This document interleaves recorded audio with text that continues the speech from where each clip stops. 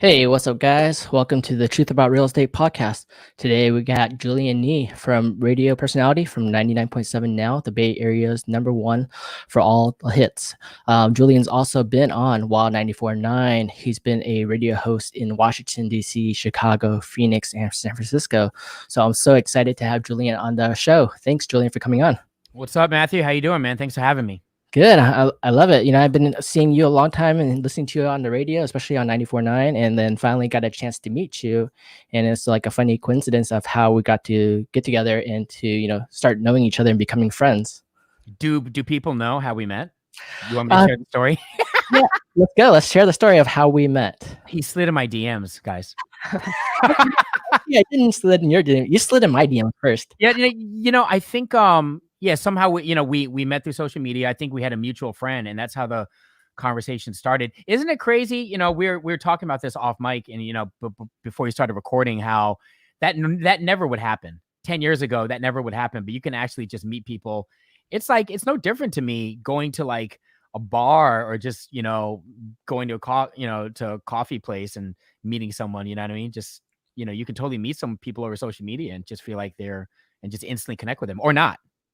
It's different, right? Yeah. Like, I think the way when we met too, like I saw like one of the posts, an Instagram post, you started liking my content. I was like, wait, I know this name. It sounds so familiar. Why do I know this name? And then I started looking at it. I was like, hey, shit, that's the dude from 94.9. Like, why is he looking at my my Instagram, right? Yeah. Well, what caught my interest is because real estate #1, and you were local. I'm like, cool. Okay, this guy seems cool, and I like his stuff. It doesn't hurt to like someone's content, and we all want our stuff to be liked, right? And I knew that in the back of my head also, at the end of the day, real estate's always been, an interest of mine. Yeah. I'm not on your level at all, but it's always been an interest of mine as far as, in regard to investing in things. So, yeah. So that's pretty cool because you're saying, for example, for even a guy like you, any normal person, like people are looking actively at real estate. They're looking at content and they see someone who's local like me in the San Francisco Bay Area just normally posting my content out there and just sharing it with the world. But, someone like you who is a, radio host personality, you're on the air, people know you, see you, you even looked, but you liked the content and you happen to like it. And what I did was I was like, I know this name for some reason. Let me go take a look. And I saw it's you. So I DM'd you back and just said, hey, how's everything going? Wow, I can't believe, you like the content. I love your radio station. I listen to you guys all the time. Yeah. And you responded.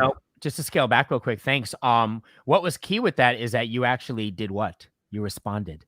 I responded to you, right? I made a comment to you. Long way. It's so simple, but you'd be surprised how many people do not. Like, it's not like I'm hitting people up, but I'm just saying in general, you'd be surprised how many people don't get back to other people in all forms. So that spoke volumes. And then I think it was like within a week, I was in your office just chatting with you, right? Yeah. That was funny. Like, when I saw it and I DM'd you, just say hi, like, I just giving a compliment back about what you're doing. I would never have expected that you would respond. I just wanted to put it out there and see what happens. And you responded back and we started having a conversation. And then somehow you happened to be in the same location in Burlingame. Yeah. And you live in Burlingame area. And then I had an office in Burlingame area. And then you happened to say, hey, let's come hang out. Yeah, absolutely. I'm literally on Burlingame Avenue, like probably 2-3. I go to Grapevine all the time. I go to that Starbucks all the time. You know what I mean? I'm on that strip all the time. So it's like, man, I got to come say hi and introduce myself, Yeah. What a small world though. Like, how would you randomly, just happen to start meeting each other, talking and coming to my office and then just having chats and just having fun, right? Yeah. It was fate. It was fate. All by a simple DM, it was fate to meet you in person and to have conversation, just become friends. Yeah, absolutely. Absolutely. You're always very patient, man. Very patient answering my questions and stuff. I appreciated that. Yeah, I was about to pull up a video too. I was looking for it too. I was like, hey, I remember like we were playing around. We're talking about like what you're doing, how you're a radio host, how everything's changing in life right now, 2020, how's everything changing? I met you back 2019 and we just started talking about podcasting. We started talking about marketing, brand influence, being a personality type, being vocal, right? And being a thought leader. And it's so different. And not common for most people to do that and feel comfortable doing that. And you were giving advice to actually how to start becoming more of an influencer and becoming a voice, right? Trying, man. You know what I mean? Like, I'm super transparent, so I definitely don't have it all figured out. Probably not even half of it figured out, but it's a learning process. It's a lot of fun doing something. I don't know if new is the word, but for people in terrestrial radio, terrestrial being FM radio, I would say the whole video thing and podcasting thing is probably newer for more. You know what I mean? For most people in the industry. You know what I mean? Especially in the past couple of years, right? But podcasting has been around for how long, Matt? Long time. Long time. And Yeah, it's been 7, a 8 slow years. growth for podcasting for a long time, right? I think Yeah. nowadays there's only like 600,000 listeners in general. Like they're not using it fully yet, but it's becoming a big source and long form content that's actually a lot of value because listeners actually are highly more engaged in that content when Yeah. they're actively listening, especially with car drives and just night times when they have a moment to listen to it. Yeah. It's deeper conversations, right? Absolutely. That's what I really thrive on. Like I wish I could turn back time, man. Because if I knew now, back then, I would started getting into this podcasting thing 5-6 years ago. And with the whole long form thing, I really like learning about the stories. And just to be honest with you, I watch video pods and listen to pods, just to learn, or just based off the person that they're talking to. I don't even know who the person is. Half the time when Joe Rogan's talking to someone, I don't know who they are. Yeah. I really don't. I'm just listening for the conversation, but that's just me. I think everyone's different, right? Yeah. But it's for the entertainment, or it's for or being informed, or just because I like listening to long form conversation. You know what I I mean? remember you mentioned that too. You mentioned like you listen to a lot of Joe Rogan, and Joe Rogan, speaks to a lot of great people. He spoke, Gary Vaynerchuk, Elon Musk, and all these other top celebrities, and just other people you haven't even heard of, in all different contents, all different industries. And he has like millions of followers, and his content is like what, more than an hour long, right? It can be like 2 hours sometimes. Dude, he had an interview or a podcast with Post Malone that was almost 4 hours. For those of you that are watching this and saw that, you know what I'm talking about. It was close to 4 goddamn hours. That's They crazy. talked about everything. Like it was bananas. I mean, I still try to listen and watch the whole thing. I haven't got there yet, but it's cool to listen to bits and pieces and have that that's what's cool about him, is he jumps from interview to interview. He's not, I like the fact that he's not consistent in the sense of who he's talking to, right? And he knows that. I mean, Matt, he knows what he's doing. You know what I mean? He knows clearly it's all part of a plan. And, he did get started, 7-8 years ago. Yeah. So he does. And, another thing is, he had that platform already, as a comedian, and he was a commentator, fighter, right? Mm-hmm. So he had that platform to transition and kind of build that audience. So that's a really big advantage, man, to, opposed to you and I starting from, well, I'm sure, I know you have a base in your field, but most of us are starting from zero, right? Yeah. But when you have already a built-in audience, being, widely known as a celeb in your industry, I think that, I don't know if easier is the word, but I think it gives you a launching pad to start off with. At least you have some kind of base content and a network of people. So you hope they listen. It doesn't mean you're good or bad. You don't know if they're going to listen, or even if they care about listening to YouTube or podcast, right? Yeah. It means you have a start. You have a numbers. So you can start with these people, and hopefully they learn and like it, and they reshare it because they actually know who you are. So then they just start growing. But the fact is, he started early. Yes, he did. But at the same time, he still had to add value and content and gain subscribers. You have to earn their trust. And you're right. them to come back to you, right? And to gain to like what, 7-10 million now, or even more. I don't even it's know. A high number. He just keeps growing every year, every month. He signed that Spotify deal. That was, oh man, I gotta look it up. What was that, a 5-year deal, 10-year deal? I don't know, actually. I heard he signed some good deal. It was ginormous, and he still owns the rights to all this content. Smart dude. Yeah. So going back to you too, like you've been in radio. How long have you been in radio? I just got started, Matt. What are you talking about? You're a young dude, man. Yeah, very. Well over a decade. We'll leave it at that. Like, okay. let's just say like 15 years. Okay, that's good. And I'm sure even 15 years ago, it's radio. It's not podcasting. It's not YouTubing yet. But getting there and building a brand and building a name. I'm guessing when you first started, like, you didn't think of it as building your own brand. You thought of it as being on the radio, right? Yeah, I mean, to be really honest, I just it was as simple as, I worked in a lot of different departments at the radio station. I wore a suit, I sold commercials, hated it. I was the guy getting coffee for the DJs. I worked in many departments, and it was really purely for the love of being able to talk to people and make them laugh. And it still is to this day. I just like making people, for 10 seconds, just making their day. It just sounds cliche, but making them laugh or informing them or just making them feel some type of way. So it doesn't change for me. But then, yeah, when you did that and you have that kind of personality, you have like an outgoing personality, you're a fun guy, you make people laugh and easily just they want to be around you, right? It just entertaining and you keep the motion going quicker and people just enjoy that minute, the moment with you guys is a nice way to have it. I try. I'm not the smartest guy, but I think you embrace the strengths that you have, right? Know your weaknesses, but embrace the strengths that you have, right? That's hard. Everyone knows their strengths. We can't be everything for everybody, right? So, this isn't really an answer to your question, but just going back to the whole like social media thing, so right now I'm working part-time out of my house, and I send the show out to a couple stations, Moving 92.5 in Seattle and Hot 107.1 in Denver. So I'm in middays every day in Denver, and then I'm nights every day in Seattle. And Seattle, it's social media is a big mantra in Seattle, right? We have to do a minimum amount of posts, right? But and this is obvious, but you just have to know that like 10 years ago, 15 years ago, whatever, the only way to get your personality across and your brand was, if you're going to work in radio or media or TV, was through where?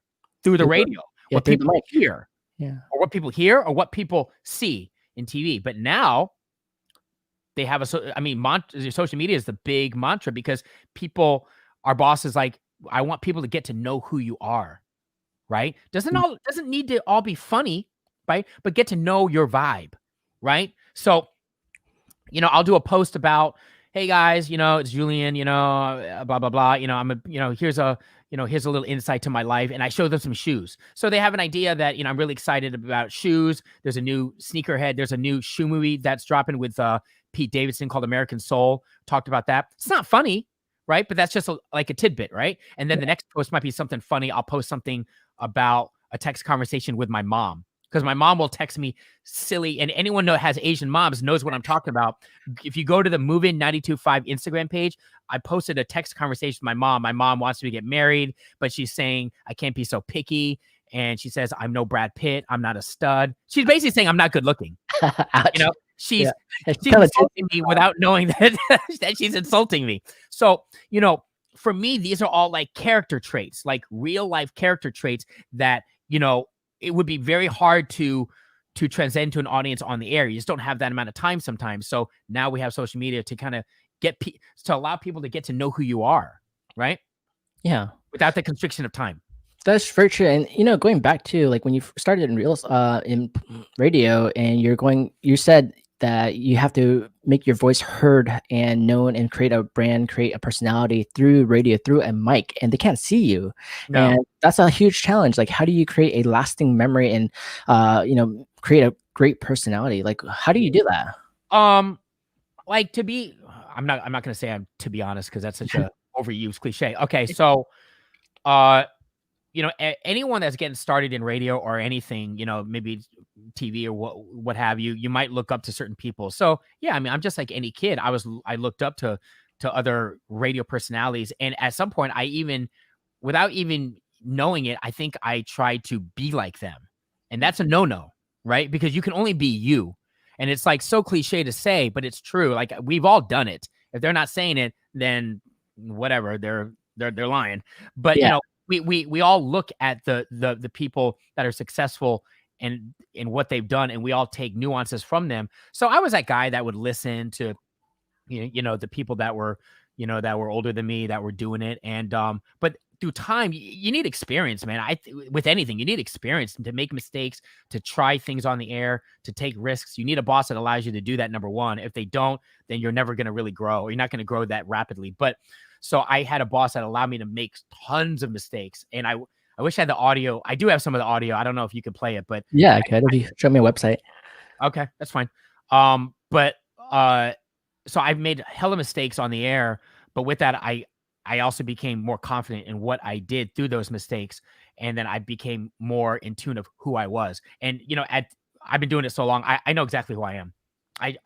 I'm 5 foot. I'm Asian. I say all that shit on the air. You know what I mean? Not all the time, but just bits and pieces. I'm the quirky guy that likes rom-coms. You know what I mean? So it's called a talk break. Every time you talk, it's on average, you're talking about 4 or 5 times an hour, right? So you only have 4 or 5 times, Matt, in between fighting 14 songs an hour to really get people to know who you are. Now, the good of that is that you have time to plan what you want to say, right? But, the business I'm in is, man, it's kind of like high school, man. It's kind of like you got clicks. You got clicks, and that's just how I see it. I'm not saying it's bad. I'm not saying it's good, but some people like what you do. Some people don't like what you do. For example, I don't know how it works in your industry in real estate, but everyone has a different, when you sell real estate, for example, everyone has a methodology of selling, correct? Yeah, they do. Different price points, different market styles, different marketing types, and not everyone likes it. A lot of agents don't like it. Some agents do like it, and everyone has their own personality, their own taste, their own ways of doing it. Just same thing. For clarity, can you give me 3 different ideas when it comes to selling residential? Yeah. Some guys, for example, some people will say, hey, I'm going to market the property really low just to drive up demand. I'm going to price it not even near market price.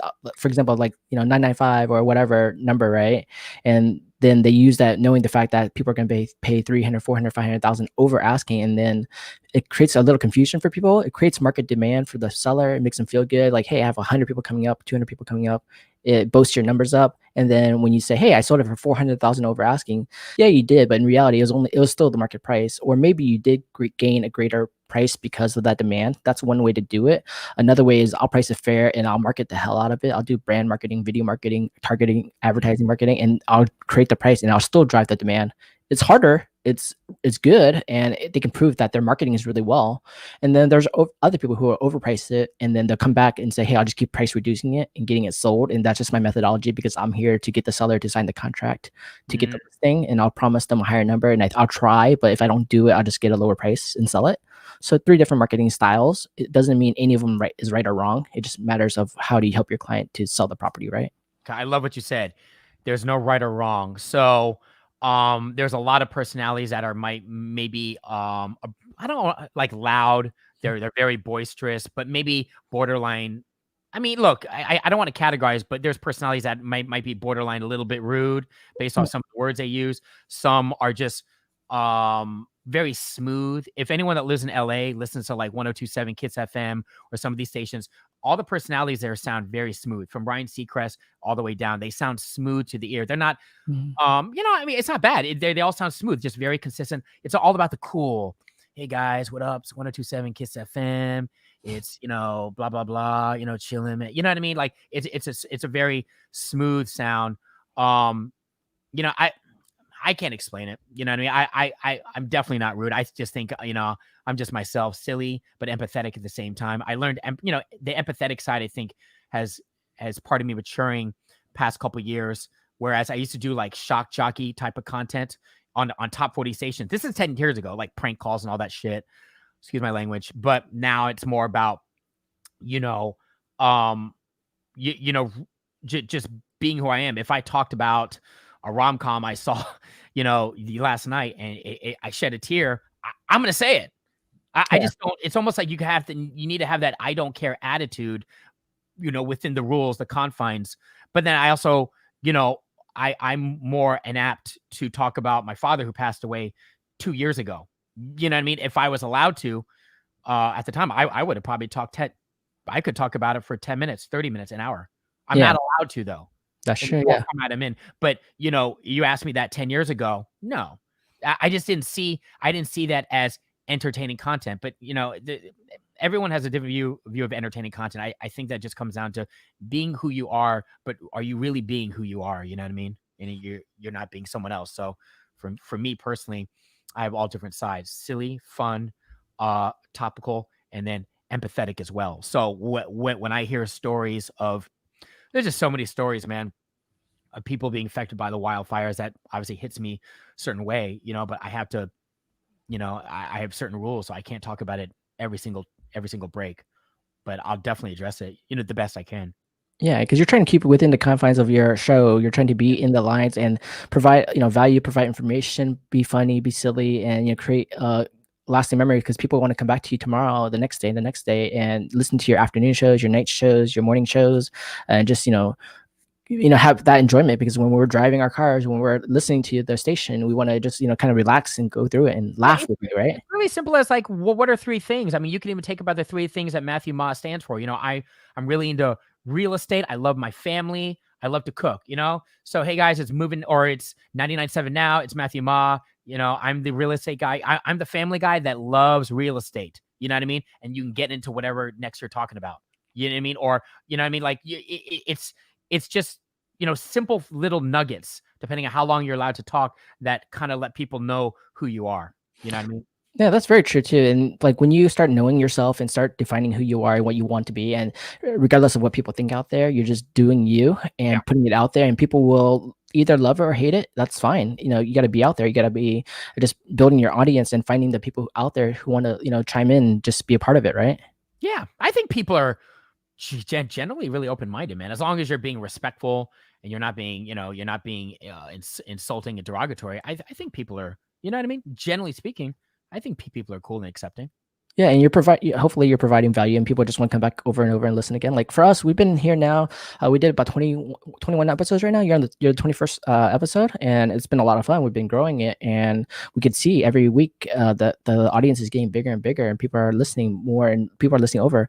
It's kind of funny. People say too that they've been listening for a while. They like it. They like the value. They like learning from all these different people like you, and speaking. And it's just been a great way to meet different people and to learn from them and to hear their stories, to see what's going on in their industry, in their area they're living in, and just to share, right? Like it's being open format, open content, and like a podcast, you can share for an hour long. Whereas a quick Facebook, YouTube video, Instagram video is like 1 second, 10 seconds, or a minute, Right. That's exactly what I was going to say. The fact that we have this now opens up just a lot more opportunity to let people know who we are, or what our brand is, or what our What we're product is. doing out there. You know what I mean? Yeah, and one thing too is like I learned too, like by having this podcast with you, for example, how often do I get to sit down with you and talk to you for an hour openly and letting everyone hear the conversation, right? Especially with COVID, you can't really do that. And even then, are we talking on stage? If you're trying to create a big audience, if we're talking one-to-one, that's it's great. We're sharing information, but people are not hearing your story. They're not seeing what you're doing, how you're building your brand, how you're on all these different stations, and how you're growing an audience. People don't hear that, right? So this is like one of the best ways out there to create a brand marketing and influence is by like me talking to you on live on Facebook, YouTube, and all the podcasting platforms. And we're sharing it, right? That was one of the amazing things that I caught on. And I was like, this is great. How would you otherwise create this opportunity? Yeah, agreed. You're at episode 21? Yeah. So we just finished episode 22 of our video podcast. So we're almost like in the same arena there when it comes to consistency of numbers. I like that. And how's it going? It's going well, man. I can't complain. It's a lot of fun, I learn stuff all the time, and I'm always asking people. For me, it's about, I used to be the guy, that wanted to rush and try to get everything done like that. But it's not realistic, just based off experience. So for me, it's baby steps. It's a long-term thing for me. And, I think my goals are a little bit different because I work with, other partners, or, other, basically my friends. So, for me, it's about building the chemistry and like the trust amongst each other, and that comes through time. That comes through consistency. I think that's hard, right? Yeah. I mean, like, imagine, like, let's say you and I started working together. I mean, you guys know each other. We know each other. But imagine if we're investing time and finances into something. I think that there's different levels that only time can what's the word I'm looking for? That it can only be solved by time. Yeah, I agree. I think the number one rule I see here in partnerships and to building something together is time and trust. And if you first part of the rule is trust, do you believe the other person that you're trying to work with, and you trust them that they have the same kind of mentality, the same kind of motivation, the same goals? And if you're fully aligned, then it's so much easier. If you're not aligned and you can trust them and understand the weaknesses each person has and say, hey, my strengths are here, your strengths are here, our weaknesses are here. We actually complement each other. And as long as we trust each other and we believe in time and value and we're both motivated, then we can build it together. I know that your weaknesses are here. I'm going to help fill it all in. And mine are here. So you're not going to like pound on me and to say, hey, I need you to do that when you know that's my weakness, but that's your strength. But if you're busy, you're going to be like, well, let me take care of it. Right. And the time wise helps with the growth and trust. And as long as you're going for the same goal, but it's hard to do that because any partnership, like any marriage, is super hard to consistently stay happy. You have to work towards it. You have to work hard at it to make sure that you are communicating. Number one, communication is the number one key to any successful business relationship, whatever, right? Knowing where each other are at. That's why even the biggest companies, they communicate all the time with leadership to grow. And that's where it's actually helping because you learn like the issues and you go, as long as we both have the same mentality, like, hey, let's go fix the problem. Let's not point fingers. Let's just go fix the problem and find out how to do it together because we found a problem. Now we know this, we can figure out the solution to get together. Yeah, no, that was perfectly spoken, perfectly said. Yeah. Morning radio shows or really any morning show, you know what I mean? That is exactly a marriage. That's my goal, is to get back onto that platform. It's very hard. Just very few opportunities. But anyway, that's the goal. But that is so much, like they always say, mornings is a marriage, right? And before I did it, I was like, you know what I mean? I mean, I understood it, but I never actually understood it until you're doing it, until you're spending like 8 hours with the same people. It's not just on the air, it's off the air. It's more off the air than on the air. Then I think you have a deeper understanding of what that means. So definitely learned a lot, man. Definitely, I think that's just a part of life, man. You chalk it up. You can always like look back at the past and be like, oh, damn it, or you know what I mean? And that's okay, but you got to be able to grow from that. Otherwise, you're going to be stagnant. So yeah. So in morning radio, you're talking about, like, for example, all the hosts, the guests, people, they always are working together and they work even off of air. They're working together and they're creating a really good, a tight knit relationship. So they can personalities. They know exactly how to vibe off each other. They can communicate really well. Yeah, I mean, I can get specific. Yeah, I'd love to hear it. How does that work? Well, when you say that's ideal, right? But there's a lot of morning shows that you would never know around the country that hate each other off the air, but they're doing it just because you're trying to make the marriage work. You want to keep your job, or you're trying to get that check, or you're getting paid hella money, right? So there's morning radio shows, without naming names, that do the show remotely. You would never know. One person's in their house, the other person's in the studio, or vice versa, or they're both doing it from the separate houses, or they're doing it from separate studio rooms because they don't like each other. Like you would never. So what I'm saying is every relationship is different, but ideally, yes. I mean, you want to champion, or ideally you want to be in those situations where everyone really trusts each other, loves each other, and really, really is in it for the team. That's ideal. That's the goal, right? Yeah. So, that's all I want for my future, is to have that opportunity again. You know what I mean? So absolutely. It takes time. It takes building. And I think one thing I think we talked about too is like the current growth. The way you're doing it is like building your audience, building the growth, building the network, and just creating content, really good content, and organically growing it while using marketing strategies such as search engine optimization, search engine marketing, and targeting the right audience so they can hear it. Because number one issue for everyone is exposure. How do you get your name out there? How do you get your podcast out there? How does everyone in the world see it quicker? And the challenge is, okay, well, we expect everything to come naturally where we want viral marketing, but that's not real. No. And the real work is creating the 10 years of pain to get to that one day of viral marketing. I love that you said that. I have some friends that that say, I'm just looking for that one viral hit. Yeah. And I have nothing to say to that. But you say, hey, go for 10 years. You'll get it in 10 years. Right. No. It doesn't happen like that. So-and-so was able to, well, you're not so-and-so. You know what I mean? Like, I'm just not going to play the comparison game. It just doesn't do anything. The comparison game, so-and-so did this, so-and-so did that. I personally just don't care anymore. I just don't. Yeah. Like I told you, this is probably more your expertise on the SEO side. I'm learning just as much as you are. I mean, quite simply, I'm just trying to be as consistent as possible. Hashtags, creating bite-sized pieces of content. We used to post full shows an hour long. That's not realistic. No one's going to listen. Most people are not going to listen to an hour long if they don't know who you are.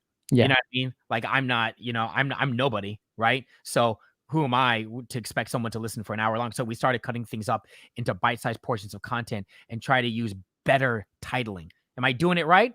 I don't know. I'm Yeah. listening. I'm taking advice from people that are doing it and pretty successfully.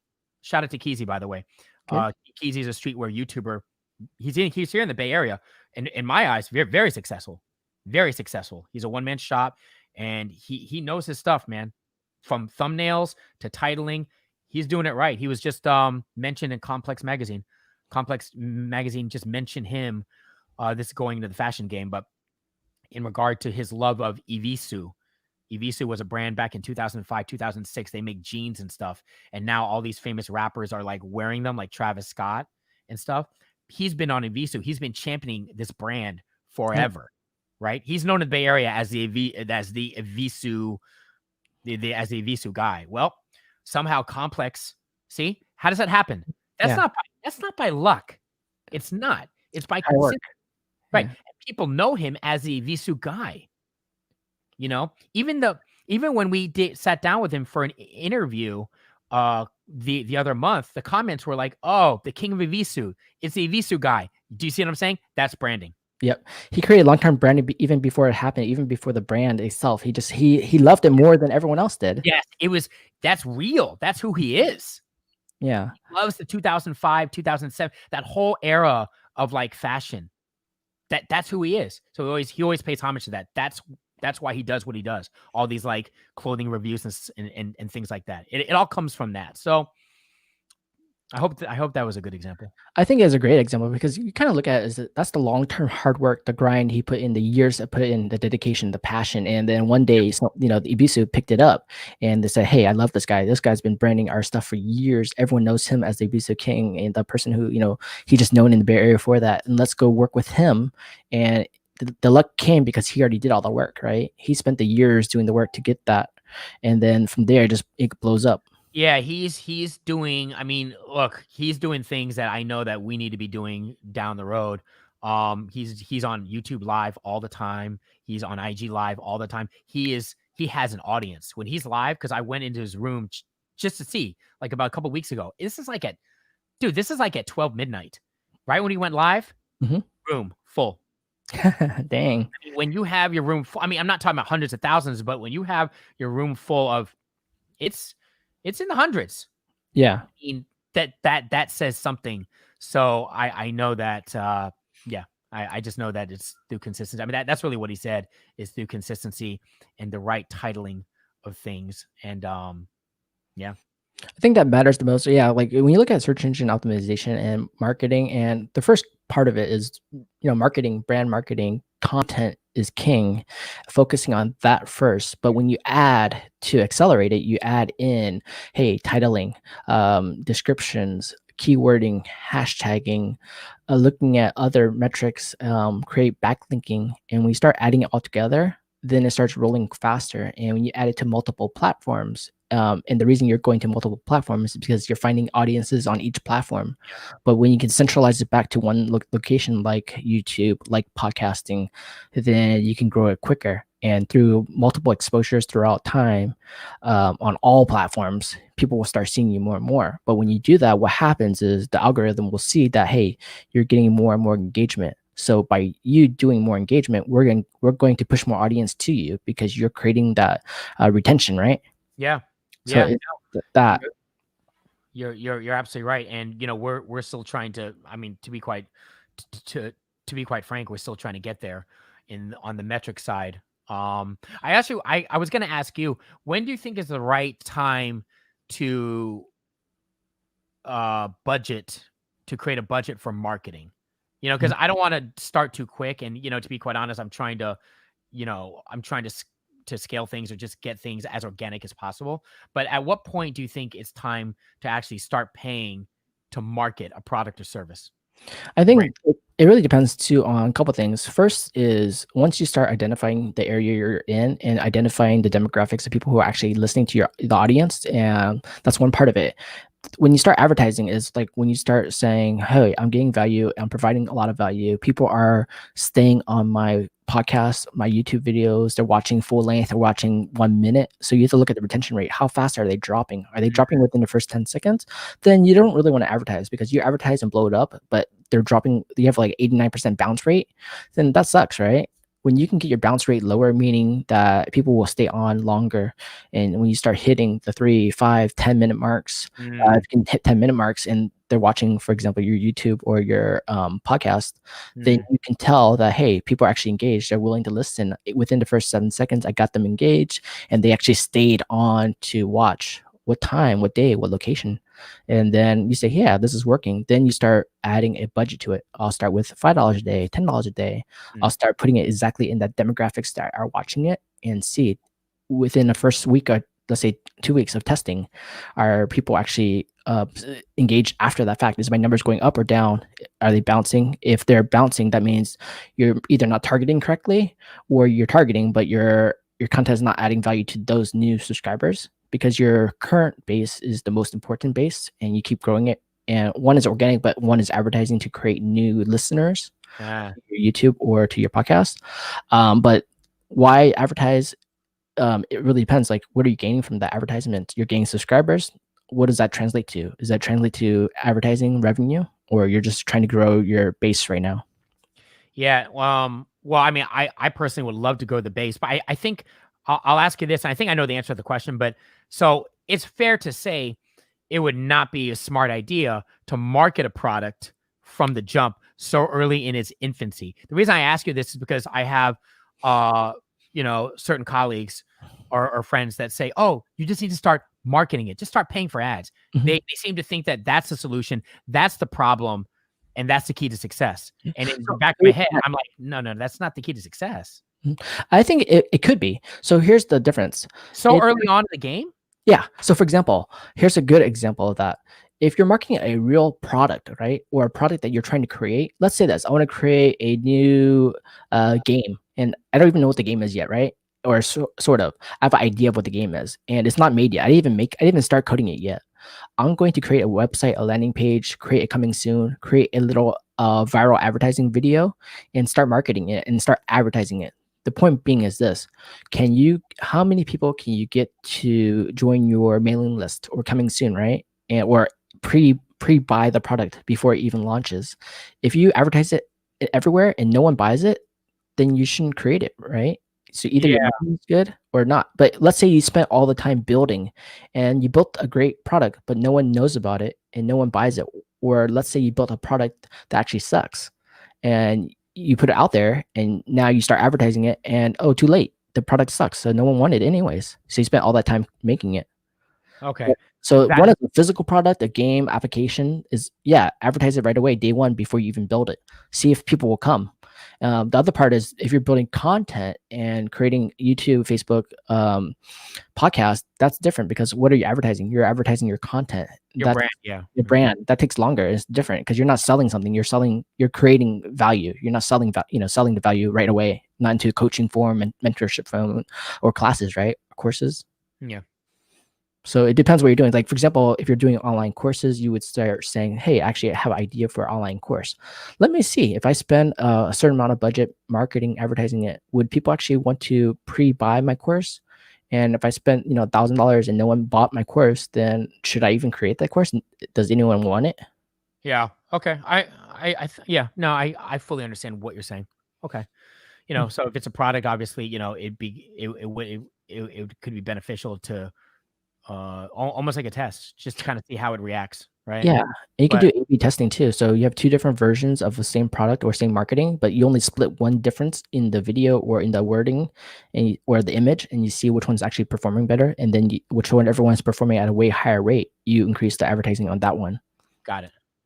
So there's many different ways to do it, and just really depends on the style, what you're doing, a target market, and at the same time, you don't want to tell your competitors, I'm building a new product, go ahead and copy me because I didn't even build it yet, Right. So it's a challenge. Good. It's good. Yeah. So right now in your podcasting, like you've been out for 22 episodes right now. You're building an audience. You have audience base already too. You've been around for a long time in multiple stations, and also you built a brand. Like when I look at your Facebook, your Instagram, your viewer count, and your subscribers, it's amazing. It's even you mentioned too before, like you're always looking at a better number, the guys who are higher number than you. But remember this, we're looking at you too, right? We're like for us, we're starting off, we're looking at you too, because you're definitely at a way greater number than many people. I just don't think, I never thought about that. I'm always looking at, I'm always thinking, man, I really have, we have a lot of work to do. I'm always looking at, where, what's the word I'm looking for? Half glass empty? No, well, Optimistic, not pessimistic. yeah, I think it doesn't hurt to always think like that, because for me, it's a little bit of, you don't want to believe your own hype. You know what I mean? You want to be realistic. And I understand what you're saying. I just never thought of it like that. So I'm always looking at people in the space that I really look up to, or I really like gravitate to. I look at what they're doing. Some of the stuff, to be honest with you, I know that we're not there yet. Again, it goes back to every situation is different. I work with other people. So, I want everyone to be in agreement, baby steps, right? Don't want to push. Don't want to push too much, because that might make people feel some type of way. I want to build that trust, and they're probably going to watch this. So I want to build your trust. So that's me personally. God, you know what? I had a brain fart. What was the question again? Social media, right? Where we're just talking about building a brand. I mean, a lot of that's through time. I was telling you earlier before we started before we started recording that, I mean, I personally wish that I took advantage of these platforms when they first started, like Twitter and whatnot, and started building content from the jump. You know what I mean? For me, for me, it was like, man, like for example, Twitter, to be honest, I'm still trying to figure it out. I probably could have been at 20,000 followers, I mean, bro, I'll be honest. A couple years ago, I was at 8,000, 7,000. Now I'm at like 5,000. I don't even know why. Yeah. I don't like. One thing I think about that too is like, yeah, you could have done that and should have done that back then, but at the same time, you have to look at the platform and look at the value it adds and the retention, right? So, for example, I love Facebook, I love YouTube because it's long, and podcasting because it's long form, it's long term. You're creating real engagement. Twitter is like quick, instant reactions, right? Quick messaging, and you're not looking back at history. You're looking at real time data. So you're talking about real time conversations like news, media, what's happening on that minute. You're not going backwards. So you have to be constantly in the flow of always updating. And that takes time away from long-term building relationships, building value, content, and search engine optimization. And when you go back, you're not going to go back and look at history of Twitter, all your posts, right? So true. You can link people to different locations. Say, hey, I just posted a new YouTube video. Check it out, right? You can do that. That's great. But conversation-wise, you're having short conversations. But when you do your Facebook, your YouTube, you're talking like this right now. People can listen in. They can listen as long as they want. They can stop. They can, see your personality, show your face, hear your voice. You're right. I guess for me, I was hoping, or I'm still hoping, that Twitter was just another resource to get more views or awareness for our channel. So I'll post a clip, 40, 50-second clip from the podcast show, just like maybe you would post a clip from your show, put it on Twitter, and write something cute, blah, blah, blah. Tag the right person, but that doesn't necessarily, from my experience so far, it hasn't necessarily translated. Yeah, I agree. So we tried that for over 2 years. We put it on every single platform out there. And what we realized that is, the main platforms out there, like, Facebook, YouTube, Instagram, are having way more higher value. So then you are also limited by your time, your capacity to manage everything, and you can't be everywhere at once. Yeah. So what you want to do is focus on the ones that are actually adding value to you. Yeah. We actually dropped it. We just left it hanging. You left there. We're not really actively using it at all because our time is more spent on more engaging platforms. Yeah. Fair enough. Yeah. No, I concur with everything you're saying. Yeah, and there's other ways to build upon it too, but it's fun building a brand. It's fun building an audience and adding value to them, and hopefully seeing them re-engage with you. But when you do it over and over again consistently every week, people start getting to know you and they start learning about everything. It's kind of like, hey, you're actually my friend, and I've seen you, but I don't know you yet, but I've seen all your videos, right? Like I'm sure you probably know Joe Rogan a lot just by his videos. You don't know everything behind the scenes, but you know a lot about him, the way he talks, his style, what he likes to talk about, what his personality traits are. Yeah. And that's a great way to learn to work with someone. Yeah. You feel comfortable. Like, hey, I feel comfortable working with you. So like what's the kind of challenges to get to be to create a brand? What's the challenge to be a influencer, to have a personality, live personality? Like, how do you create that? Like, how do people get over the fears? Oh man, I don't know. I mean, I'm still trying to figure it out myself, man. I have fears all the time. I think I don't know how it is in your industry, but I have a lot of you gotta okay. I hope this is the answer, but you gotta block out negativity, noise. I cannot tell you the amount of people that number one think that attribute success based off the amount of your followers and subscribers. It's internally, it's very hurtful. I'll tell you that. It's a little bit of a downer, but then I realized that those people are also transcending how they feel about themselves onto you. So those people, you got to block out the noise. Again, I don't think you have that in your field. You do. Everyone does. You do? Okay. Yeah. So, I mean, it just depends. Sometimes I'll talk to people and, they just want to know about your subscribers, Mhm. and in my head, I'm thinking, okay, so they just care about that. No one really cares about the content, or at least that particular person or whoever. So for me, it's about doing the best I can to block out the noise and try to stay focused. You know what I mean? Because look, I don't know about you, but it's nice to get some validation every now and then. I'm not saying, oh, you're awesome and you're the great, you know what I mean? But it's nice to get some to be recognized every now and then. I'll give you a perfect example. Shout out to Dave and Jimmy out of WNCI in Columbus. They're a very big morning show syndicated on a bunch of iHeart stations. Jimmy texted me and said, just out of the blue, haven't talked to him in like 8 years. He said, hey man, your channel looks awesome. Your IG looks awesome. The content looks great. That's nice. He didn't have to, and he did. Not have to. So, it's just that, you know what I mean? It's good to hear that sometimes. Okay, well, at least I'm on the right track. So that's maybe, maybe that's just some of my insecurities speaking. As far as the other hurdles, I would say the metrics, for us, to be honest, I just care about the consistency thing, building the trust, and growing it from there. And then I guess scaling it from there. I don't know if that's the answer you're looking for, but the consistency is the number one most important thing, and just trying to get better. You know what I mean? Yeah. We'll have a good show. Like this past episode we had, 21, we had a local artist. Her name is Miss Vicky. Really nice. I'm going to be honest. I think that was probably our best episode. Very loose, fun. My co-host picked up where my weaknesses is, vice versa. I added some fun. He added the knowledge. It was just very well balanced. Justo behind the lens asked really good questions. It was just a good, lighthearted conversation. Not too deep, because it's not meant for that. It was not meant for that. We don't know her like that, right? So it's all by design. You know what I mean? Wanted her to feel comfortable, and she's watching this. She'll attest to it. I'll be honest. I put that. I wouldn't even call it an interview. I would call it a hangout, just a cool conversation. I would put that up against any big station conversation right now in the market. I would say it's just as good. It's not going to get the eyes and views because she's not famous. Not yet. She'll be. What I'm saying is the chemistry there in that particular episode, I think it's on point. 8.5 out of 10. Nice. And most interviews I see, 5 out of 10, 6 out of 10. Yeah, it's hard. Sometimes there's some challenges interviewing people because you don't really know behind the scenes their personality types, how they act, how they interact with your questions, how comfortable how open they feel. Feel like. And maybe it's because she's so cool. It depends on the person. We got lucky because she's such a cool ass person. Yeah. But I mean, you can ask her.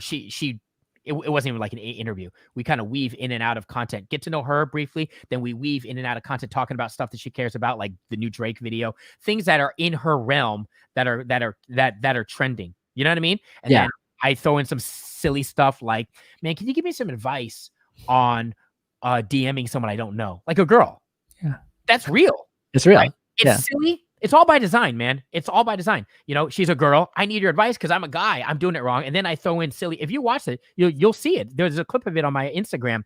I ask her, so should my starting line on Instagram be like, so this heat wave, it's crazy, huh?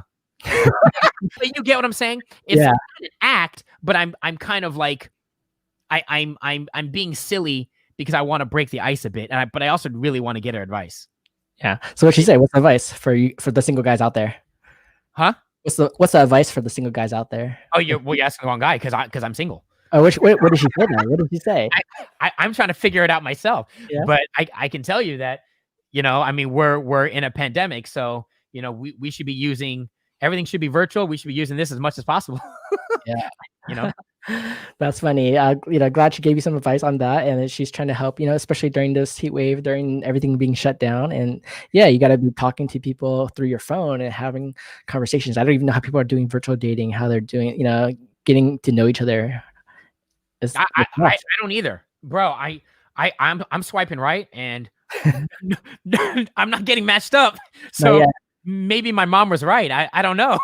Nah, your mom's wrong on that one. It just finding people right now. People are busy, occupied. They're not focused, and there's like a million dudes DMing them anyway. So it's hard to get into. That's another problem, guys. Yeah, you need to stop. I love women. I love girls. I love you. But guys, you're gassing all these girls up. You got to stop gassing everyone up, because what's happening? You're messing it all up. You know. Do you get what I'm saying? I do. I get it. I get it in that sense. I'm married, but I get it. Like, it's complicated. It's like, for example, it's like marketing. How are you marketing yourself? How are you getting the girl to be aware of you? And what are you doing to be different from all the other guys just gassing it up, Yeah, absolutely. Going back to what you're saying, because I'm like really random, but I think also, the collaborations, what you're doing is awesome. What you're doing, because you're talking to different people every single episode. So that's definitely, and we're doing that every month, but maybe we need to scale that up, because I've noticed a big differentiation in that, in getting more eyes. Again, is it a lot of eyes? No, but I mean, it's definitely different eyes that normally wouldn't see it. So obviously, the whole collaboration thing is key. Yeah. Nice. Hey, what's up, Monique? Hi, Monique. Do you know her, or she's? I did. So her advice was be yourself. That's really great advice from Miss Vicky. Glad she. Yeah, it's an easy thing to say. I don't know if it's hard. I don't know, Matt. I can't answer the question, because that's all I've ever been. You know what I mean? I'm just like, I almost say it to default, where it's been detrimental in my career. Yeah. Do you know what I mean? Like, yeah. What I'm saying is like, oh man, like when you get on a podcast, I didn't plan on saying too much, but I'll just go ahead and say it because I don't give a shit. So there's a very big difference in being confident and cocky, right? Yep. If no one believes in you, I mean, if you don't believe in yourself, then who's going to believe in you, right? So I'm extremely confident in my skill set in FM, but what? It's not up to me, right? Because these are corporations. Does management think the same thing? Some might, some don't. Obviously I'm not to where I want to be. I still have goals. I'm still trying to get there. But I guess what I'm saying is all I've ever been is myself. So, I pray to God that my goals are achieved. If they are achieved, right, then that someone accepted you, or someone gave you this opportunity because of you, because of yourself. And that's when you're going to win. Exactly. That's when you're going to win. Like, I've been in situations where I was, and I'm not putting blame on anyone, but I wasn't fully comfortable being myself as far as personality. I'm out there, bro. I am out there. 100%. Yeah, you're pretty out there compared to me. You're really out there, No, I'm out there, like, random as fuck, right? But I would think it's not in a bad way. I would think it's in a good way. So I'm good at capturing attention in bite-sized pieces, or even, I mean, I'm getting better long form too. So with that said, if you start from the jump living a lie, then that's definitely key to failure when it comes to the whole, like, at least in my game. I can only speak in my game. I don't know about.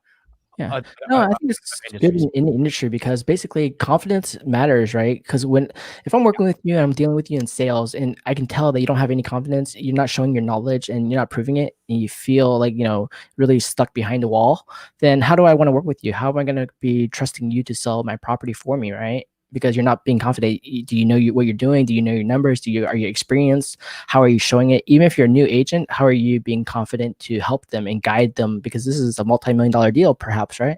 Right. But I mean, I will ask you this because this is not my field, but I mean, part of confidence comes from experience Yeah. doing it, right? So if you're a new agent, how can you have confidence if you haven't been in the field and been through some of these deals before? Is that Yeah. fair? No, that's a fair statement. And I think the number one thing we tell new agents is that the way to be confident is to tell them this, hey, you want to be honest with your clients? I'm a new agent. I'm love to be here. I'm happy that you're Yeah. excited that you got to meet me. Yeah. Just so you know, I work with a great, strong team who has been in the industry forever. They have, our team has super experience in helping you sell your property. With me, what you're doing is being able to work with me and my team, and knowing the fact that I'm a new agent, I'm gonna hustle for you. I'm gonna hustle so hard. I'll do everything I can to sell your property. I will help market it, and know the fact that I work with such a strong team who does millions of dollars in sales every year, that we are together collectively helping you. Yeah, New no, agents do that. I like that approach more. More, starting with, "Hey, to be honest, I'm a new agent," right? Now, Yeah. you're gonna run the risk. I can imagine if I'm the buyer, right? You're gonna run the risk of potentially losing that deal. You can Yeah. s Am I right? Because if I'm a buyer, I'm either gonna look for someone experienced, Mhm. or I appreciate the candor, the honesty, and be like, "I'm gonna go with this guy." Yeah. Me personally, I'll go with B because I've been there, Yeah. so I can relate. So you emotionally got me, but everyone's different. But yeah, and back to what you're saying, I like that approach. Yeah. It works, and if you don't feel the confidence with a person, you can always bring a teammate, a senior agent who knows, who can help, right? And it's all about personality. It's all about I would relationship. bring you, you know? Yeah. Yeah, you know what I mean? And just be just like you said, any questions they can't answer, I'll be honest. This is my manager, my mentor, my colleague. He's been, you know, involved in this a lot longer than me. You know what I mean? So you get, Exactly, and more people would realize that, and they'll trust you, like, "Actually, this guy's working hard, he's telling the truth. I'd be happy to work with him. I get his team to back him up, and then I'll give him the opportunity." There's a lot of people out there who will give you opportunity because, just like you said, people need the opportunity. Otherwise, no one's gonna get started in any industry if no one gives each other opportunity. yeah, I can tell you that in my field of FM, there's some things that are concrete. There's yes and no answers, Mm, but there's a lot of it's opinion, man. A mm. lot of it's opinion. Who's a Opinion in politics too. Yeah, but politics is I think that's everywhere. So I Yeah. won't even use because I used to use that word all. Whatever, because I know politics is everywhere, and people are gonna probably think that and say that. Fair enough, but uh, yeah, man, like it's in a very opinionated game. You Yeah. know what I mean? For me, it's about results, right? So, but I get it, man. If I'm a boss and I'm looking at personalities of what I like, you're gonna like what you like. Some people like the hamburgers, some people like the spare ribs, some people like you know what I mean, the pancakes. Everyone has a different taste for what they like as someone that's gonna represent them on their station. So I can't fault them for that. It's just I have nothing to say, but I would look at track record, I would look at results, and I would look at more so like what does the audience want? Yeah. Are we making me happy, or are we making the audience happy? You know what I mean? That's all. Exactly. I think one thing is driving success through results is the best way to prove it, because you're proving results using your experience, your knowledge, and using your skill sets to drive it, right? Right. So for even for you, for everyone else out there, is like, you be you and you do your thing and you prove it, right? And no one's going to hand you everything in on a silver platter. You got to build it yourself. No one, you can't depend on anyone. You can trust people, but you can't build. You have to do it yourself and create it, right? Like all the biggest successful people built it from themselves from the ground up. They had people to partner with, but they learn to work with the right people, and they drive the hell out of it until they get to where they want. They believe. The number one thing is believing in yourself to get there, and one day you would, if you believe it all the way through, right? True. Yeah, you You'll just be gotta there. try. I think it's first, yeah, just like you said, but trying. And most Absolutely. people give up. Most people fail. They don't want to try. They're busy. They get distracted. They're not focused. They're not intentional. So then they're dropping out, and they're saying it's everyone's fault. They're blaming everyone but themselves. Everything is on you. It's all you. Everything needs to be done. And you need to learn to grow, to figure out the problems and solutions, and just build it Yeah. and make Yeah, it no, happen, right? you're absolutely right. But I mean, I understand. I can be like empathetic in the sense of like distractions and things like that. That's very normal. Dude, I get distracted all the time too. You know what I mean? Just from all sorts of things, this Yeah. obviously this takes up probably 12 hours of my time just looking at random shit. I You think know, what we need to do is put it down, to flip it over, and just focus on what your goals for the day are, the wins for the day. right. Right. So I'll like email myself, or I'll just put in my notes, the things that need to get done first. So that gets done first. But yeah, I mean, regardless of distractions, as long as the number one goal, whether it's whatever it is, you need to sell 5 homes in a month, or you need to make 100 cold calls in a day. For me, that's just a comparison that never loses my sight. You know what I mean? Yeah. When you're on the radio, do you have fear that when you're talking to a guest that every time you start, every day you start, are you fearful of being on the radio, being on talking to people? No, because no one sees you. I never I never thought about that. Yeah, because you primarily you're in a room by yourself, so you don't know who's listening. So I really don't. It's not a thought. I don't even. How about now? Like right now, we're doing a Facebook Live, YouTube Live. We're going to Facebook groups, and we're going to all podcasts. How do you feel? You I know, feel fine. Yeah. you feel fine, and most people don't, right? They feel like they get sheltered, they get closed up really quickly, and then like when they're looking at camera, Really? honestly, camera's weird, right? Looking at camera right now and just staring at it, it's kind of weird. It's not normal. I don't know. I just don't think that way. But I will say, getting on lives and things, unless you get like instant reaction, instant commentary, Mhm. since you don't know what people are thinking, I have a problem saying too much. Like there's a lot more things I could say right now, but I won't say for certain reasons. You know what I mean? So that's always been my problem, is saying too much. You got to bring me back. So some people, you need to pull things out of them. You need to bring them this way. You got to bring me back. Like, Okay. whoa, you're saying too much, or you know what I mean? So that's been, and that's just me being real. That's always been my issue. But yeah, I mean, doing these things are not that. Yeah, no, I feel fine. I enjoy this. Radio, whether it's I just like talking, man. I just like talking and getting to share stories, getting to know people, getting to know you more, getting to know your opinion. I mean, we could talk about anything. I don't care, because we could talk about ducks. And I think I just like talking. Yeah, I think me and you have a lot of fun talking about just random stuff. I think I can talk to you for hours and just enjoy having conversations about all the topics. I think one time was funny too. You actually caught me off guard, and it was different. So even my wife was laughing too. She's like, "You called me from 94.9 radio. You called me, and we had a quick conversation. And say, hey, you're gonna be on the air, but you can help me edit it out. But you just started asking me random stupid funny questions, and I was like, I feel so weird, even though mentally, like, why is this messing me up? I know you. You're a friend. You're asking me questions on the radio. Why is it messing me up? Like, why is my personal feeling like I'm stuck? I don't know what to say. What about sushi? What about Japanese food? What about chocolate? Like, what? That's normal, because I basically bamboozled you. I should have probably told you, hey, I'm going to give you a call, blah, blah, blah. But, in those instances, and DJs that are watching this will know what I'm talking about. I'm looking for content, people to air. Like everything you hear on the air is pre-recorded. Yeah. Okay. It's not live. You know what I mean? So I'm calling, in this day and age, people are not calling radio stations, man. Not like they used to. Very rare. I mean, do you really call? You know what I mean? We're texting, we're DMing, blah, blah, blah. So I was calling you just to get some content.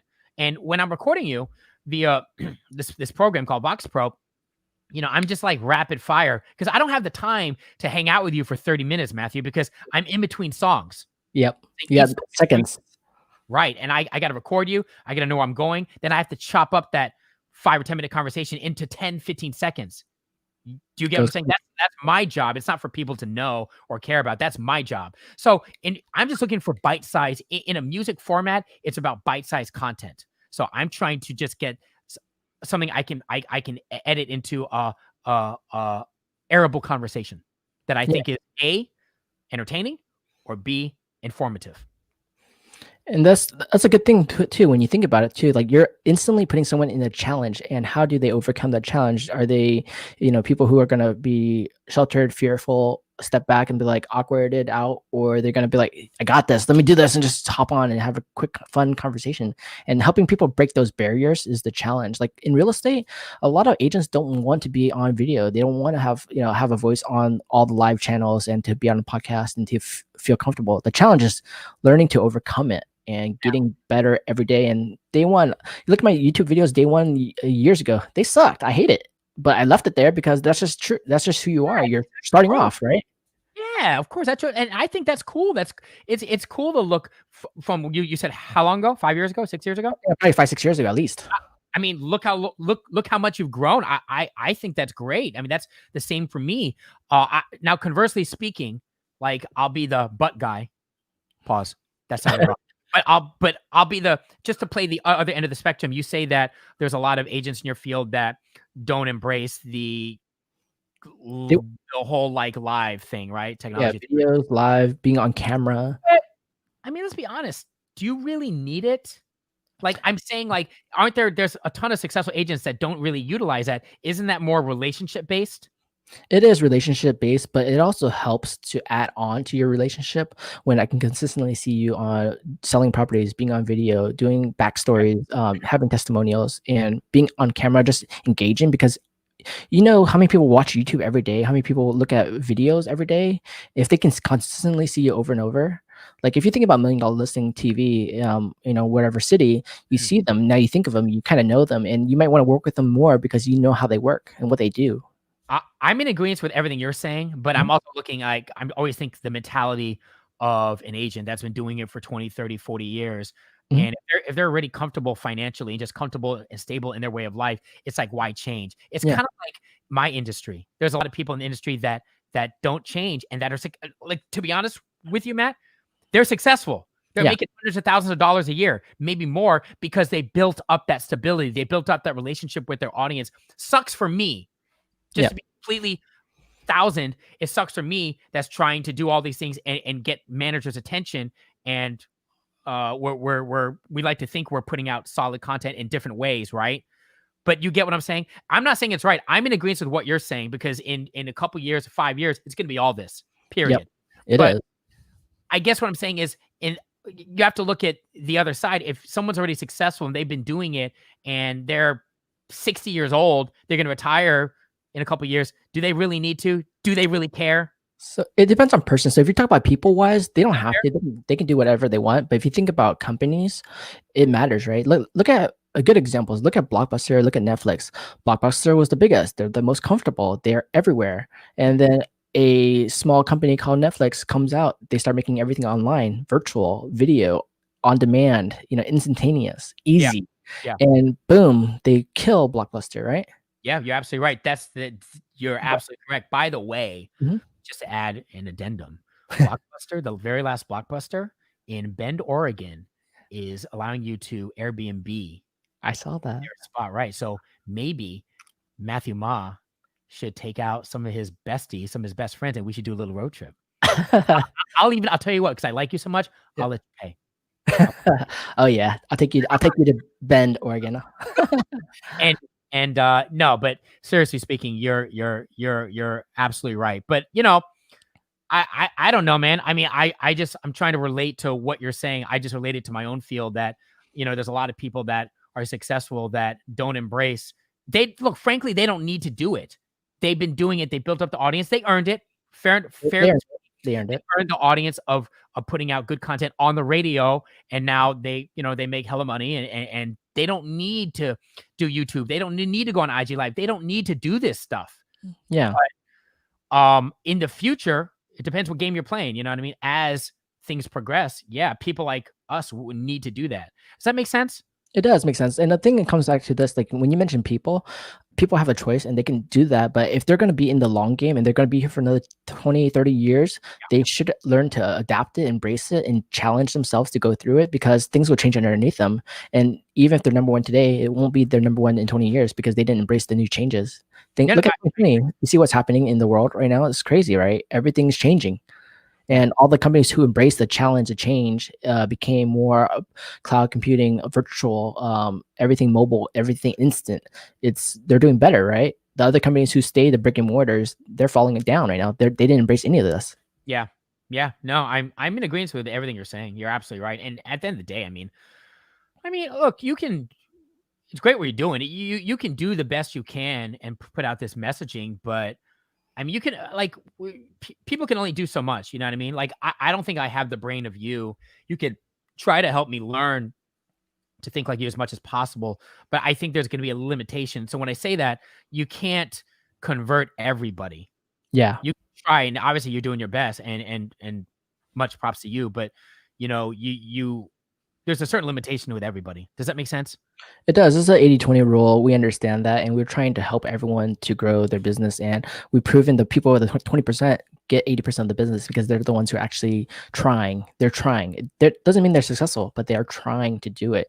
And when they try to do it, they actually learn from it and they embrace the failure, they embrace the challenge, they embrace the growth and the pain. Those are the ones who succeed over time. They're not going to do it in one day. They're going to do it in years, but they're going to embrace and win because they're doing it and going through it. I assume that you motivate your team to embrace all this technology and everything that you're doing yourself, right? Yeah, we try to do that and help them in every way and guide them. But at the same time, like the 80-20 rule, it's hard. It's not everyone's doing it. Not everyone's willing to learn the same. And you have to embrace different ways to teach different people because everyone has a different style. Some people like to read. Some people like to watch videos. Some people like hands-on training. It's so different for every person. But, being the fact that I trained probably like 1,000 engineers in cybersecurity, it was challenging over many years, but you can kind of see how people work and what they can do. And you can see how far you can push people before they break. Some people break really easily. You can't push them. Yeah, I will also say that it's cool that it's coming from the top down. You being at the top, right? It's cool that you're doing this. It's one thing for someone to say, okay, guys, I need you to start doing blah, blah, blah. But you're leading by example. We're trying to, yeah. And I don't think of it as top down. I think of it as a partnership. So everyone's partnering together to work together to help each other grow. And then the ones who embrace it can grow together faster. And the ones who push you back are willing to grow too. Like, let's say hypothetically, you're my mentor, right? Yeah. One thing for you to say something, but if you're doing it, I'm going to be like, I'm more apt to do something because you're doing it. Yeah. You know what I mean? So I think that's more of what I mean. Yeah. It helps when you can see them like, okay, they're not just talking it, they're doing it too. And they're showing you on the front lines that they can do it and they're working hard at it. And it takes time. Like right now, one of the reason for the podcast is like, I'm doing it. It's not easy, and getting it every setup every single week, doing it and learning from it and changing every week to improve it. It's challenging, but in the last 20 episodes, you can see how much systems we built, processes we built, planning, automations. It's a lot and it gets easier every day, but it's still hard. Aside from that, do you genuinely enjoy this? Yeah, I love it actually because I get to talk to people like you and have a long conversation that I would normally not get to get, but it's fun because I can just learn from you and hear you the truth behind everything you're talking about, right? Yeah, I mean, true. It's from my experiences. Some people might say it's not truth. I don't know. These are just my personal experiences. Yeah, like last week I got to talk to who did I get to talk to? You know them, Alex Ty, right? Oh yeah. So my cousin, that's one of his best friends. Yeah, he's a really successful real estate agent for Keller Williams. He's a hustler, man. How's he doing? Yes, he's doing great, and it's amazing because, for example, I didn't know him. I got to talk to him and learn about him. He got to share his experiences, but without a platform to speak on, would they really want to talk to you for an hour over the phone just for between me and you? No. Not really, right? They don't have time because they're top producers, number one in the industry. Are they going to sit there and just have a conversation? No.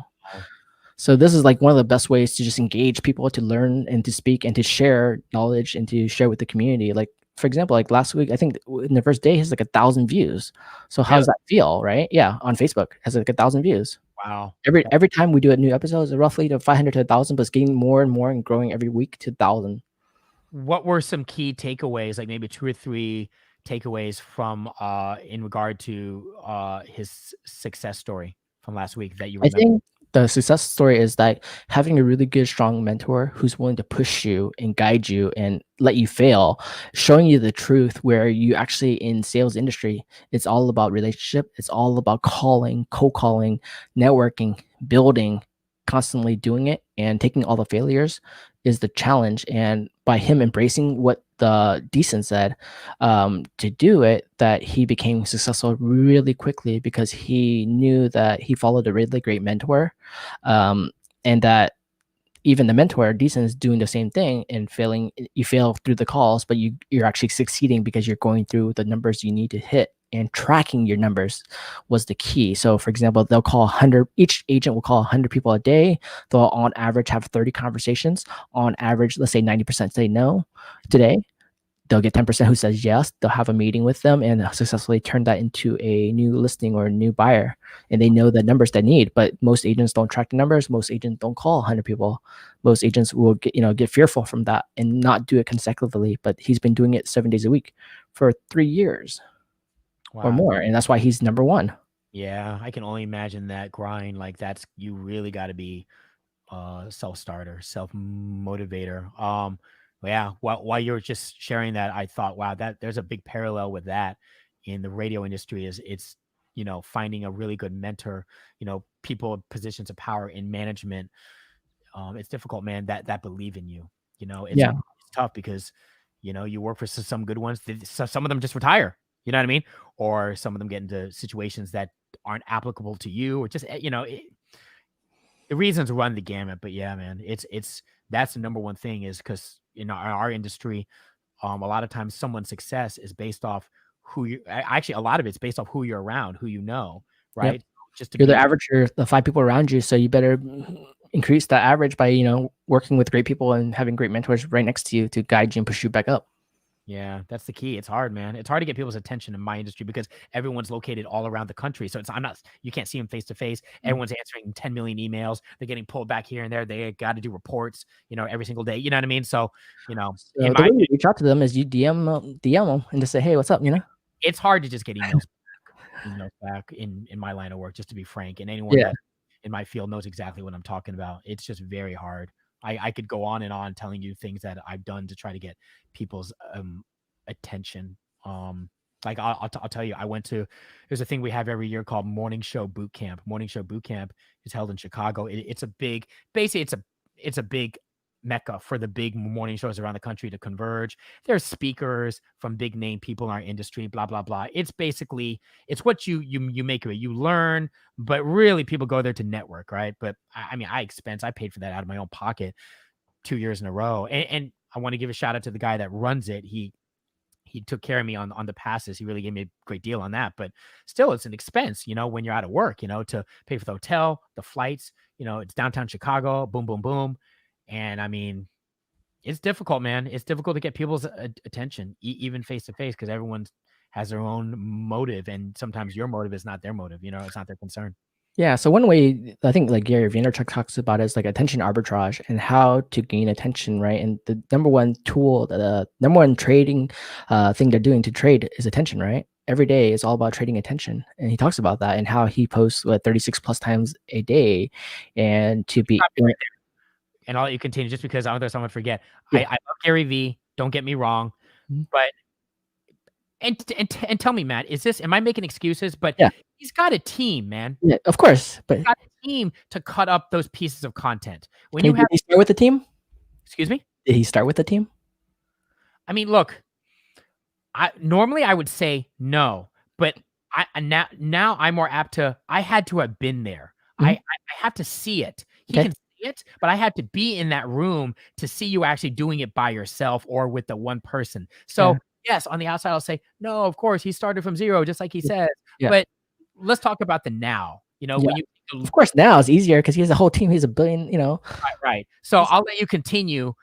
I love what it says, and I'm in agreement with the theory or the methodology, but again, it's, everyone has can work within their own capabilities and their own resources. Yeah. So the way you think about this, you have only so much time and you can control everything, what you can control of your time and your knowledge. But the thing about this is, look back at his videos, 5-10 years ago, look at his YouTube videos.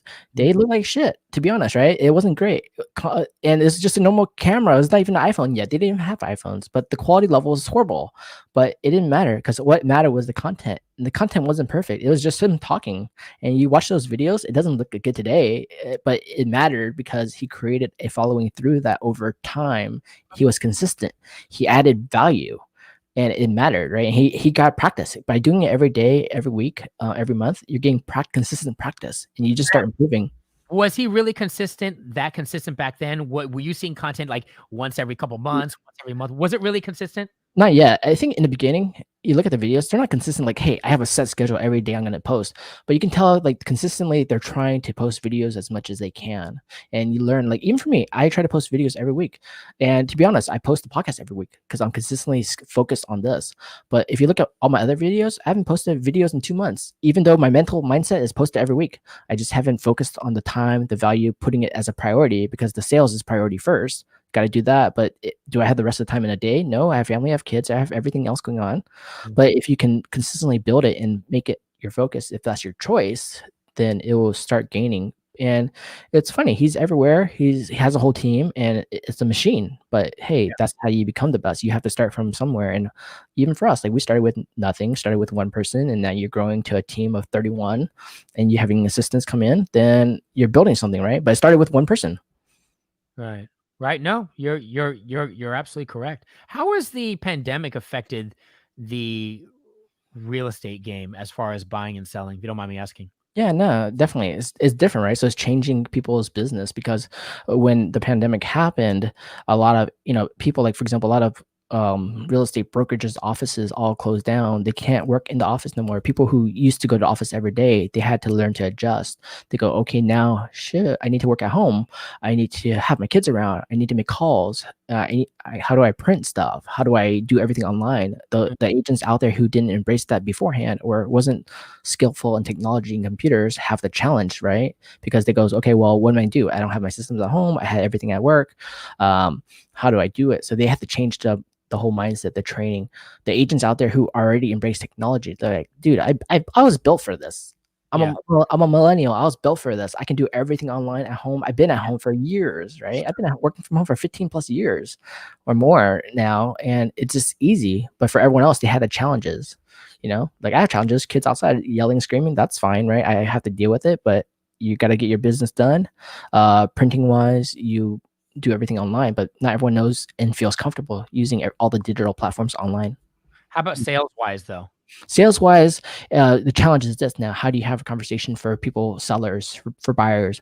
Are you doing Zoom calls? Are you having, in-person meeting outside? What are you doing to have that? Are you cold calling? If you don't cold call, or if you don't door knock, or if you don't, you can't physically meet them, how are you having that relationship, right?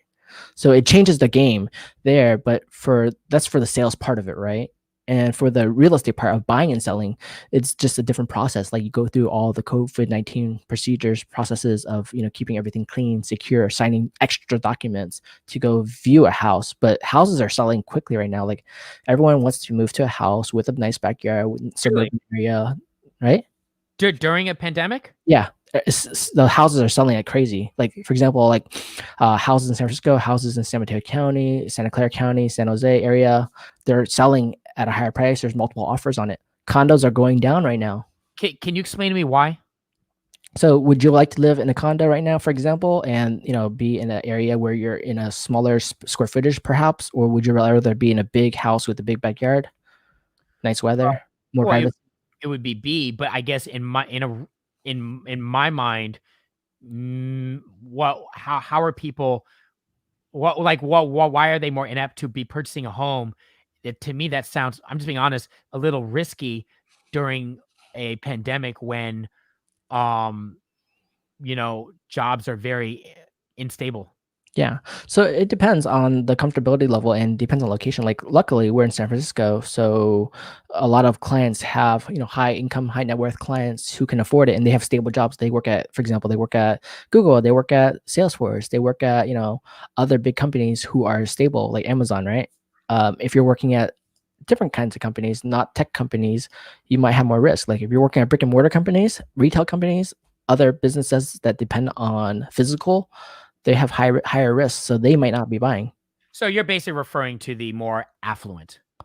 Could be for the most part, yeah. People who millennials and affluent people who have stable jobs and they're not worried about it. They're buying quickly right now because they want out. They want to live in big spaces right now. I know that this is not exactly a real estate podcast. I know you wanted to talk more about the whole branding thing, but if you don't mind me asking one more question, Yeah, go for it.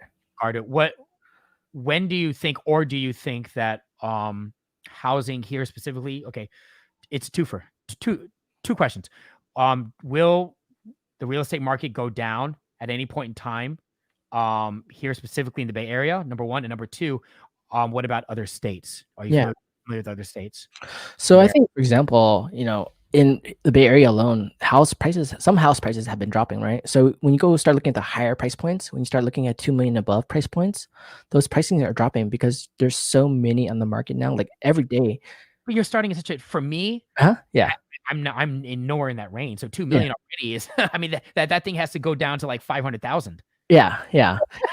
I mean, it's like an example of like how crazy it is now that before they used to just sell and fly off the shelf, but now because the interest rates are super low, there's so much more inventory coming on every day because people are looking to get out of the market now. They're looking to sell, they're looking to trade, they're looking to move to a different state perhaps, and they're done with it.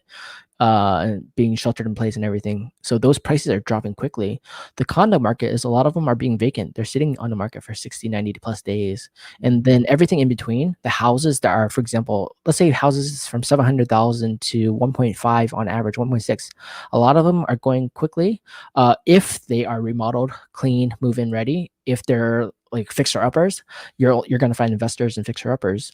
Yeah. But because most majority of people go, well, I'll buy the house, but I don't have a contractor right now. Contractors are on demand right now. They're so highly wanted that they don't have time for you, and they're charging an arm and a leg. So that's the challenge. Okay, I'll buy a house. It's a great price, but I don't have anyone to fix it up for me. Or I don't want to spend time because the DBI is backlogged. They're all What's working from that? home. DB Department of Building Inspections. So they're working from home. are you basically conveying that the real estate market is specifically when it comes to homes is not going to be adversely affected by the pandemic? Right now, for those price range in the middle, they're pretty stable, right? They're not dropping like crazy. They're stable. People want to buy. People want to move right now. They're buying. If you find a good deal, great, take the deal. And prices have been moving down because the inventory is going up really quickly. So they're having more options. And not everyone can buy still. Even though the price is good, not everyone can afford to buy, or they don't want to take the risk to buy. Oh, elections are coming, interest rates are low, pandemic's here. What happens second wave? What happens to all the fires? Do I even want to live here now that I can work from home? How about other states? So other states are changing too. Like for example, like a lot of states who are great locations, like let's say Florida, right? Or let's say Oregon, or let's say Phoenix, or Texas, right? Some of those, besides the hurricane part of it, a lot of those are actually having a net migration of people moving in. And a lot of people are saying, hey, I'm done with California. I want to move to a nice area. I want to move back to my family. I want a big house. I want a big area. I work from home anyways. And they're moving out to those areas now. So they're getting so busy with buyer demand, they can't keep up. Understood. Yeah. Well, in a perfect world, I wish I could buy. I just can't afford it. I'm just me personally. I'm just not used to seeing such a property starting at such a high price point. But that's just me personally because when you live in other markets like a Phoenix or even Chicago, I mean, this is significantly higher here, significantly higher. But again, I'm not, I don't come from that. I just think, just to be blunt, I think you probably make a lot more, in certain industries. Certain industries and just timing and luck and knowledge and risk, right? So doing all those combined can make things happen. It's just a matter of planning. Planning is the hardest part, to plan to make it happen. Yeah. So those are some things we work on with people to plan it. Like even some clients I had, like 21, 23-year-old clients, we plan with them years in advance. Here's what you got to do. Here's what you need to do. Here's how much you need to save. Here's how you grow. Here's how you get your first house. Here's how you house hack, right? There's multiple things to do to get to where you want to be. Yeah. Just a time. Yeah. It's so funny you talk about planning. I've always had that. Even when I was like 20, I always had that old school mentality of just like saving as much as I could, cash wise, anything extra, just putting it into, my portfolio. Yeah. Letting it compound. I know there's, I mean, that's, not everyone might be in agreement with that, but that's pretty much me personally has been my foundation. Yeah.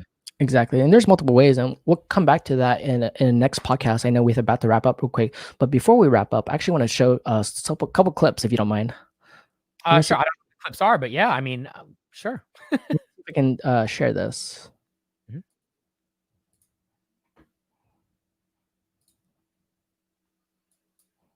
That is actually something when I used to try to do the podcast on my own, I'm not really proud of that, Matthew. I like it. Yeah.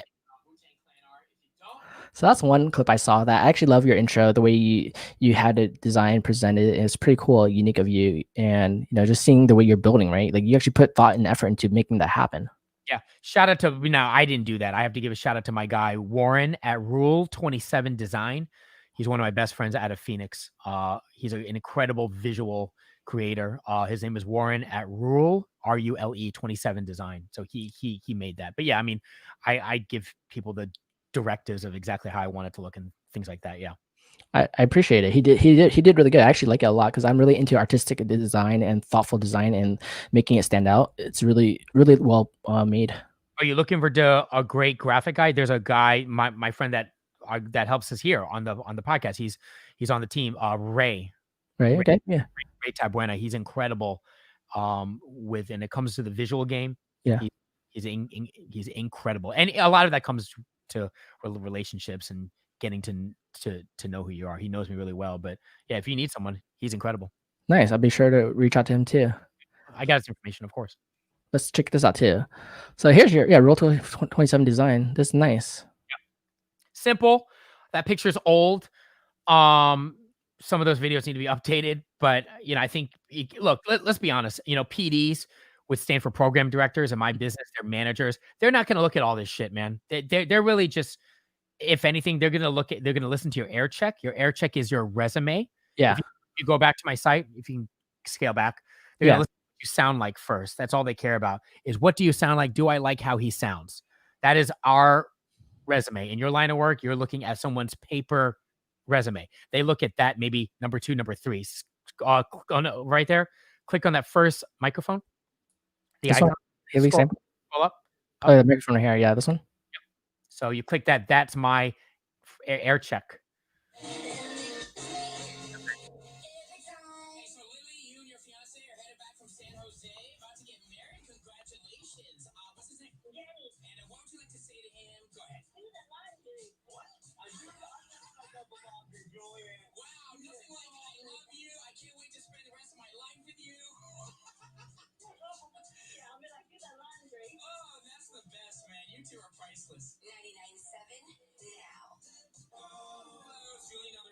Social distancing is very real.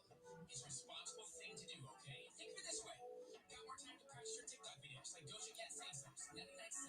Okay, stop right there. So the first break strategically is a phoner. It's when you're on the line with someone, you're airing them. It's just meant to be lighthearted, fun. Is it the funniest thing in the world? No, but just lighthearted, fun. You kind of get a vibe of, like, you can tell Julian's not the political guy. Mm-hmm. You get what I'm saying? Yeah. And then number 2, the Doja Cat break, that's strategic in the sense of, it's not funny, but that at the time, Doja Cat Say So was a big song on TikTok. So if any PD is smart, program director, meaning manager, they're going to know, okay, the guy is in tune. He knows that song. You understand, you have kids. Doja Cat Say So got big through TikTok. Girls started doing the dance to Say So. So, if anyone is smart in the business, they're going to know, I put 2 and 2 together. I don't know, man. And again, it goes back to sound and thought. Does everyone think like me? Absolutely not. But I'm just telling you how I'm thinking. And yeah, I love that, because actually sound and thought really do matter. I think one thing too, when I talk about too, like, come back to that, is that this is an old interview from 8 years ago, bro. This is actually good though. You see what she says, it actually matters. Even for her, she has the same issues that all of us do. Okay, cool. Yeah, no, she did great. I'm going to stop right there. Remember, you said you wanted to go back 5 years ago when you look at your content and you're like, man, I can't believe I posted that. I've grown so much as an interviewer since then. I just want to put that out there. I don't think I was a great interviewer, but at least I know that. Keep going. Right. And I would say this too. This is 7 years ago, right? And really, what you're looking at is not just Julian having a conversation with Nicki Minaj. It's the fact is what Nicki Minaj is saying, and it's relevant to all of us. Even today, it's still relevant. Yep. And it's great that you picked that up. Can people hear that? Can you hear that? Very, very aromatic. It's beautiful. So like freaking. Well, Nikki, here's the thing. I make up my own words. Oh. It's like roses. Well, that's cool because I have a dictionary. What would yours be called? Dictionary. Mine would be called the dictionary. Hey, I'm on a Dictionary? Live podcast right now. Do you want to be on it? I got to call you back. Well, you want to. You're on a live right now, bro. We were just being funny and crazy, and like we were hitting each other on the BlackBerry. And Yeah. the whole thing started My as, friend Ray is calling me, the I mean, visual guy. Nice. Can I call you back? Actually, well, I don't have the exact clip right here, but what Nicki Minaj talked about in the conversation with you was the fact is even in today's history and social media and everything, people will always be haters, right? There's always going to be people who love you. There's always going to be people who hate you and people who leave comments, but you have to brush away those comments and not focus on people who are giving you negative comments. Focus on the positive and what you're building and just keep building it over time. And then you'll just create what you want to create and get rid of the noise. Yeah, That's the main story of it. Now, again, me playing the other side, she already made it at the time. You know what I mean? 7 years ago, she was already popping. But yeah, I mean, I can tell when we interviewed her, she was like, she writes her own, like a lot of people don't write their own raps. They don't write their own lyrics. She didn't have a ghostwriter. She writes her own stuff. Right. So, she's not cocky. She's confident. Mhm. She definitely knew. Like you can kind of tell when some people walk in a room, they're not sure, you know what I mean? And look, that's all of us, we all start somewhere, but I could definitely tell that she knew exactly who she was. She knew what she was doing. So, that she comes from a certain, just a certain cloth. Yeah. And at that time she was already successful. Yeah. Let's be honest. When you're already, have that validation, well, you're just going to, it's going to get bigger and bigger and bigger. True, very true. But at some point, she had to create it to get there, right? And she had she had a lot of people probably in the beginning hate her too. Everyone. And she she the noise. She addressed that for sure. Yeah. I mean, but that's why she's a star. Some people are, some people are not. I mean, there's more people that quote unquote did not make it, even though that's kind of, I mean, everyone has a different idea of making it or not. But if you're going to talk about generally speaking, there's a lot more stories of people that didn't make it. I can't even tell you all the names opposed to the people that you know about. Yep. They come into these stations all the time, and most of the time, probably about a year and a half, they're gone. That's exactly. So it's about consistency and just keep building and focusing, right? So you know what we're gonna do is like hop back on next time. We'll hop back on a future podcast and just talk more about things. I think we can keep going forever, right? So how do people actually learn more about you and get to know you? Yeah, socials. Julian on the radio on all socials. JulianOnTheRadio.com. Our podcast is on YouTube. It's the Less Than Zero podcast. It's all of my socials. It's the direct link, Less Than Zero on YouTube. I'm really easy to find, man. And then I do part-time work for 99.7 and then I'm in Seattle, Denver, and we'll see what happens, man. I'm just like you. I'm trying to make it. Good. Let's continue making it together and just keep growing together and just building this thing out, right? And just learning from each other. I appreciate that. And I appreciate you being on the radio, on the show with us. I appreciate you, man. Thank you for the time. I appreciate Cool. you. Thanks so much. And for everyone out there, check us out on the Truth About Real Estate podcast and more at MatthewMott.com and on Apple Podcasts and all the other platforms. And we'll talk to you guys soon. Thanks.